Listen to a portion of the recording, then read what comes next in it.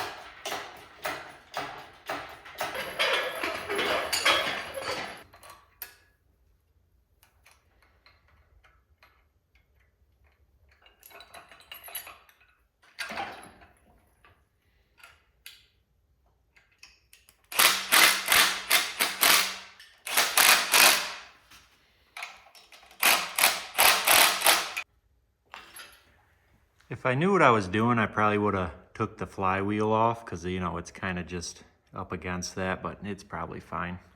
A real engine builder's probably screaming right now.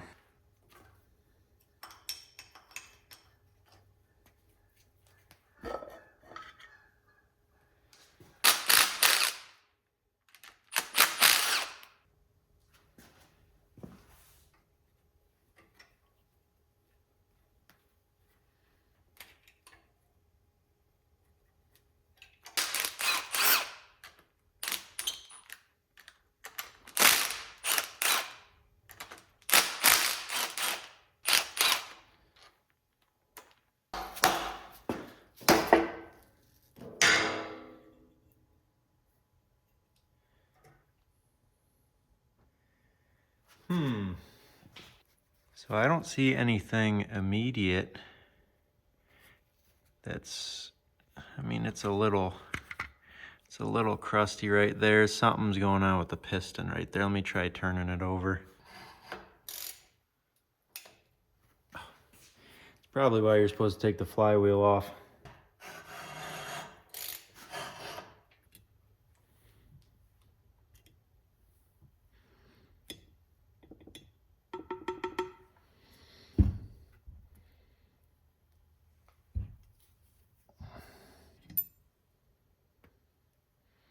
The only thing I can come up with is I took these valves out, and if you can see that little nick right there, there's like a little divot in that's the exhaust valve. So I don't think the exhaust valve was seating all the way because of whatever caused that nick. I have no idea.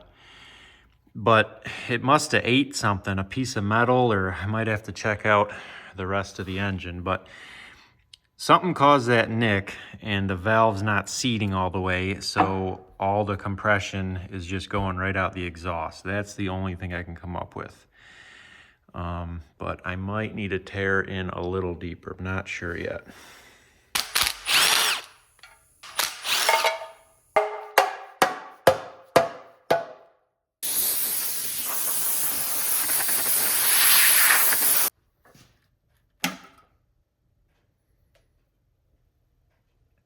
That's not good. I don't know what that is. That was in the oil pickup spring thing there. There's also some sort of keeper pin right there, just hanging out loose. So got to figure out where that's from. That was obviously on the oil pan, then I flipped it over and it fell down in there.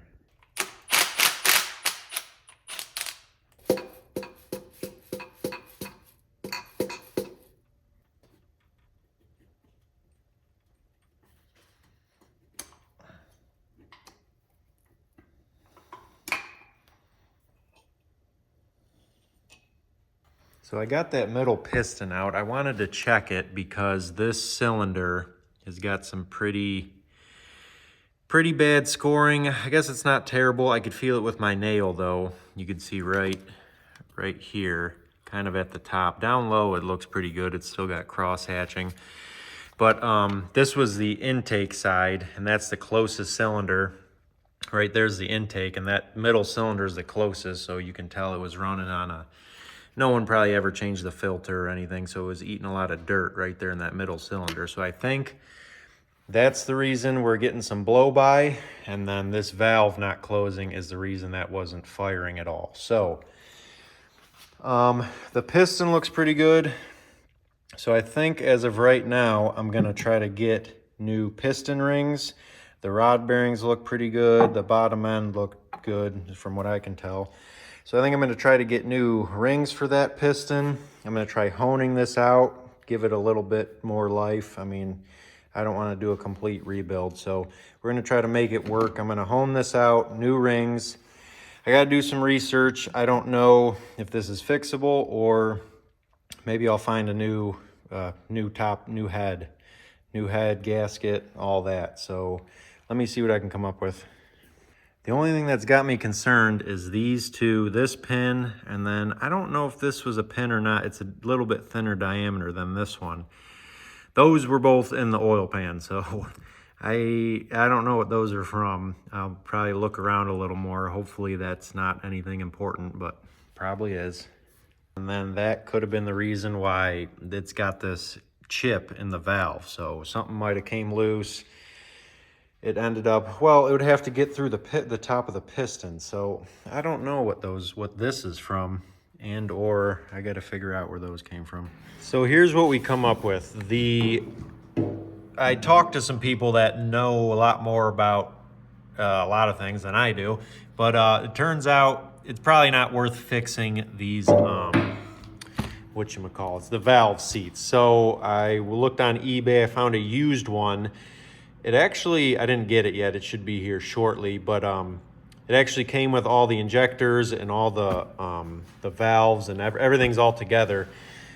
And that's used, but it looked in pretty good shape. I think that was $300. So got a new head, and then Andrew wanted to, because we're already in here, he wanted to replace the rings on all three cylinders. So this is the middle cylinder that was our problem cylinder, but right now he's tearing out the other two. We're gonna clean up the bores and then replace all the rings, and I think we're gonna try honing out all of them. Yeah, we're gonna rehome with a Harbor Freight hone. Correct. Yeah, so we'll start with that. We're not sure about the little pieces we found in the oil pan. Are we worried about that? I haven't got the manual yet. I'm worried that they're part of like the governor. Thinking about it, we might just kind of put it back together and hope for the best. But that might not be a good idea. Very minimal wear. I'm not worried. Yeah, we're doing a partial rebuild. The piston ring set you got was probably really Chinese too, right? Oh. Yeah, it was $100. This is a budget build. Very Chinese-yum. We just needed to run our splitter a little bit better than it was. The other two pistons look pretty good. This one, was it this one that had a little bit of wear on it? Or this one? This one. That's the middle one. Yeah, that one's a little scuffed up, but I don't know. We're not too worried about it. The other rod bearings looked all right. This engine was $140, so we're not trying to put a ton of money into it. Get it back together and it'll give us, I don't know, what are you thinking, like 300-400 hours of, running Just time? long enough time to give us a chance to buy another $140 engine, and then once we have another one on the shelf, then this one can explode. Just not quite big enough to get down in there nicely. The cylinders look, they've been better. But we did do a compression test. The two outside, the middle cylinder wasn't getting any compression. The two outside ones were like 400. No, more than that. A little over 4. They were 400. Yeah, They were in tolerance. yeah, they were pretty good. But I mean, we're gonna hone these out and give them a little more life. These look fine, really. Yeah, I mean, this the middle two- one's. The middle one's bad. This one? Nope, other first.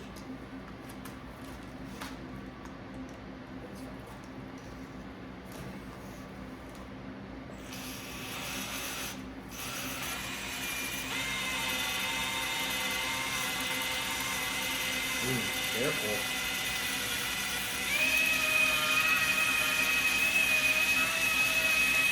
Okay, light. Okay. Bring it back.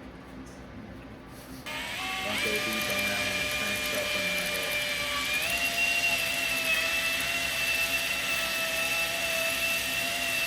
there. Right there, good.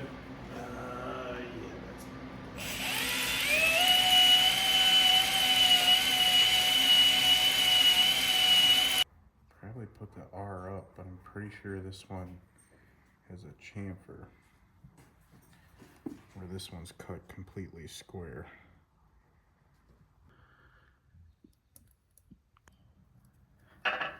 That's not good. Ring 2 is supposed to be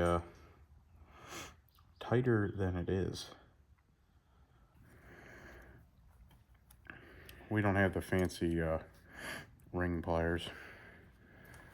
So on our used engine and our cheap rebuild, our maximum ring gap for the standard, like if you're going to rebuild a fresh one, should be 0.30 millimeters, and we've been running them all the cylinders checked out at 0.35 millimeters, which is half. What would that be? I'm not sure. I don't know. Close It's enough. thin, but it's within the service limits according to the manual. So we didn't hone too much. Yes, and we're not worn out Right. too much. You want to lube them up nice. Get on the cardboard so that you're not. I guess we'll put a little bit on with the little arrow pointing towards front. And then you're going to want to get the cheapest piston ring compressor money can buy at Harbor Freight. You don't want to get it down.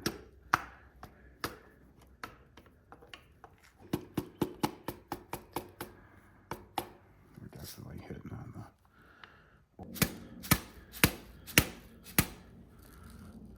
Seems tall. I did mark these caps. This is number 3 with an arrow toward. I think we made it in. Keep going. Keep going. All right, we got those suckers in. We feel okay about them. Yeah, I feel good about them. So we got them torqued down, and then Everything made a full revolution. we got, this is the new head that I got used on eBay. This thing is like way cleaner than the old one. I don't know how many hours were on this, but it looks really clean, and it's from a 2018 engine. I don't know how old. Ours is probably late 90s maybe. We didn't look up the serial number, but this one's a lot newer. So we're looking it over. We're hoping it looks exactly the same. We can't tell any major differences, but we did notice on the old head, this, what is that, like the pre-chamber plug thing? Yeah. See how this metal pre-chamber seat is turned to these other ones? That's where the injector fires the fuel. The injector and the glow plugs in the little hole in there. So this was our bad cylinder. I don't know if that had anything to do with anything. Maybe that broke loose and turned before or after it did damage. I don't know. But this one, those are all in line. They're cocked a little bit, but I think they're supposed to be like that. So Yeah, the pistons are... yeah, the pistons are at a little bit of an angle, so that makes sense. But we don't know if that contributed or whatever. But the new one looks good, so we're gonna put a gasket on, put the head on, and start putting all the valves and stuff together. Slap it on there. That's nice. Dowel doesn't fit in the hole. That's handy. Helps if you put it on the right way.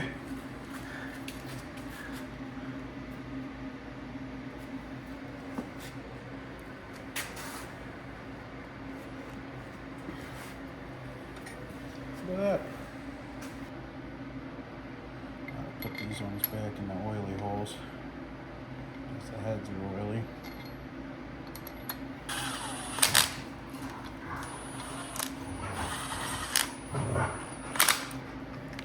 So here's number 1.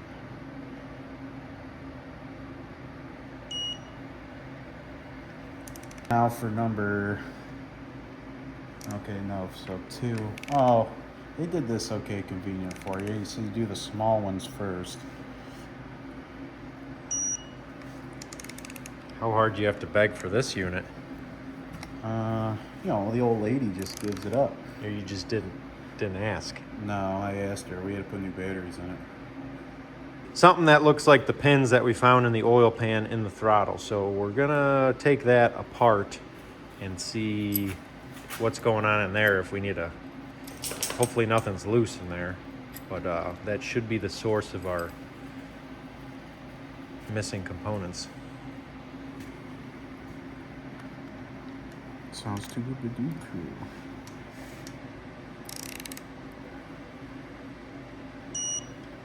Adjusting the valve clearance. Be sure to retighten the cylinder bolts before adjusting the valve clearance. Yeah, we already... Are you kidding? You can't retighten those ones underneath the valve train. How do you do that? That it's bent like that. That's obnoxious. I'll have to try to use the...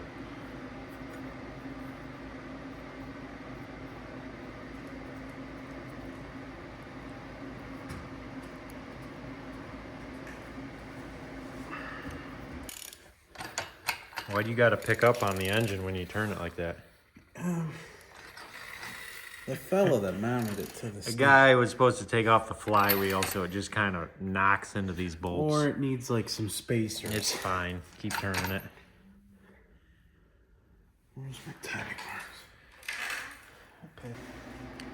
This valve cover to the new head is like way beefier and heavier than the old one too. Stout unit. So this was a 2018. Like I said, the old block had to be late 90s or something. We're not sure, but as of right now, I don't think anything was different. Hopefully it Needs some washers. Hopefully it runs like nothing was different either, but there's some slight changes. I think it loops in there. I think I gotta tighten this one up before I put this one in. Probably. Good enough for me. To make a decent socket.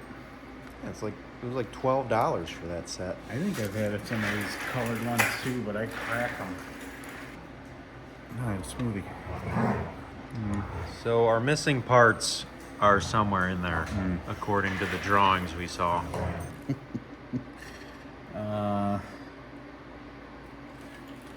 It's part of the throttle arm. That goes somewhere's down here. It's probably underneath the... I don't know where it would go down there.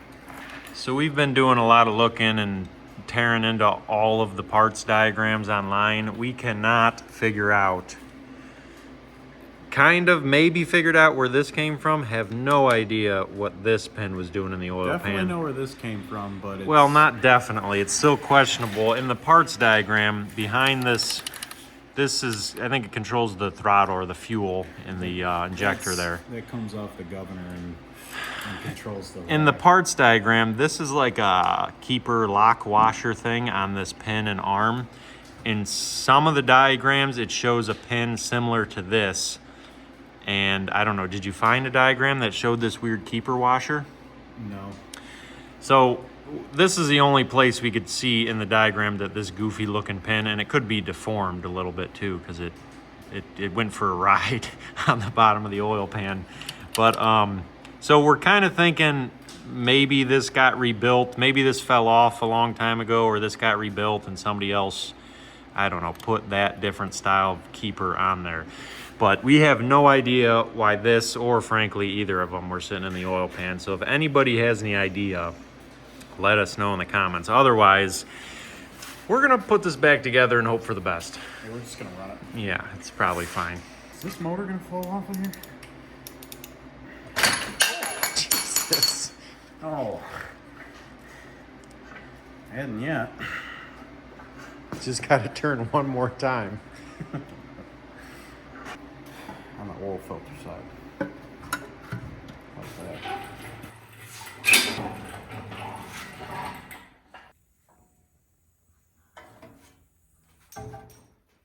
Down. Stop.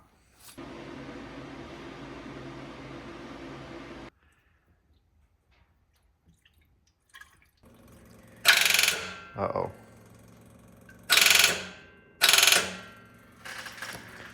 Now what? All right, just needed a proper ground clamp. All right, go ahead. I gotta turn the fuel pump on. Oh, that would help.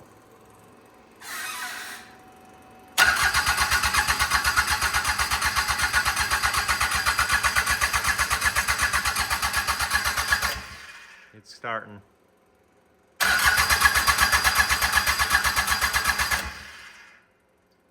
All right, try it. We don't have any glow plugs. We got smoke though. Go ahead.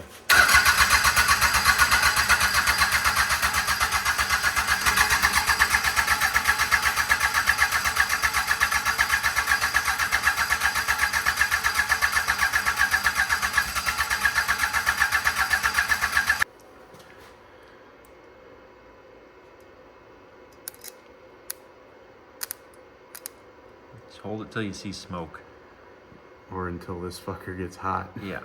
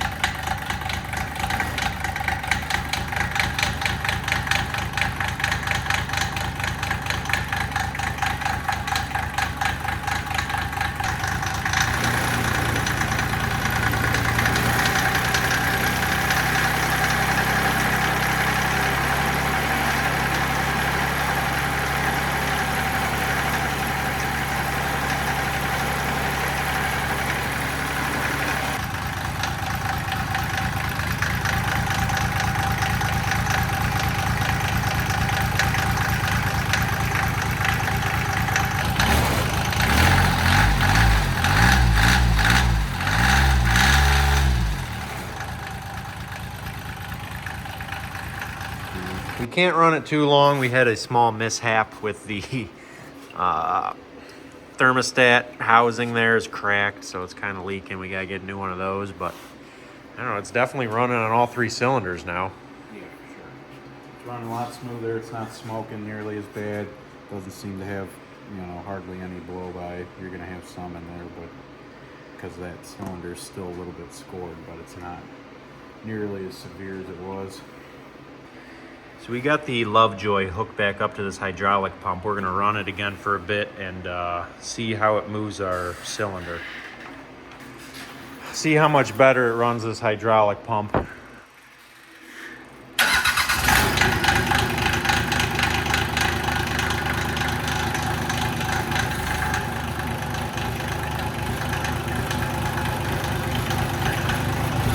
that's on idle, and that's like the speed of my old splitter. That's good. Go down. I know, yeah, that was about the speed of my old splitter on full throttle.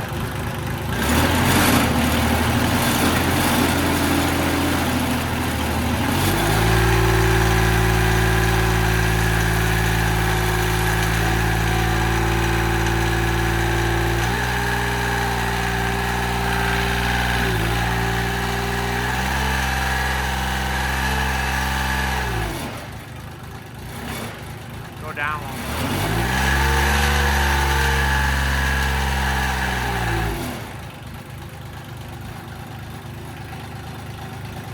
Sounds like crap. This is all rattling and loose. But once we get that dialed in, was that going fast? That was moving pretty good. Yeah, we gotta get that coolant leak addressed before we can really. Let's do a compression test on it.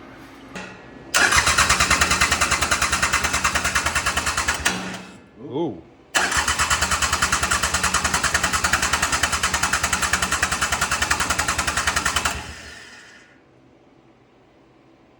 Little over 400, but like he said, the rings still aren't really broken, so that might get better, but that's decent. All right, this is the one we're kind of worried about.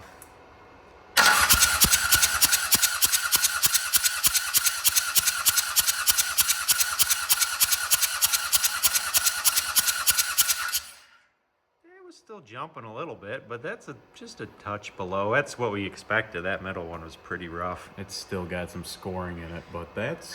Yeah, we'll check it again after some more runtime. Let's do that last one. That's not terrible. It's better than 0. Yeah.